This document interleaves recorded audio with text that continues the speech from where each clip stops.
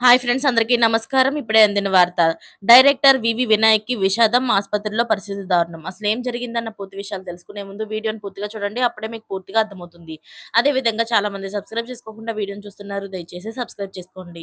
Subscribe చేసుకోవడం వల్ల నేను చేసే ప్రతి వీడియో అప్డేట్ మీకు ముందుగానే నోటిఫికేషన్ రూపంలో వస్తుంది. అదే విధంగా లైక్ చేయడం మర్చిపోతున్నారు. దయచేసి లైక్ చేయండి.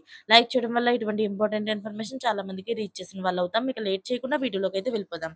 తెలుగు సినీ పరిశ్రమకు అసలు సిసలైన సినిమా మాస్ సినిమాలు పరిచయం చేసిన దర్శకుల్లో వివి వినాయక్ పేరు ముందుగా వరుసలో ఉంటుంది.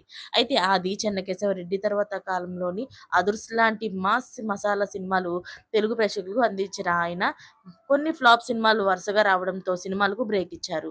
గత ఏడాది ఆయన లివర్ ట్రాన్స్‌ప్లాంటేషన్ చేశారు. అప్పటి నుంచి కూడా ఆయన రెస్ట్ మోడ్‌లోనే ఉన్నారు. తాజాగా ఆయన మరోసారి అస్వస్థతకు గురైనట్లుగా తెలిసింది.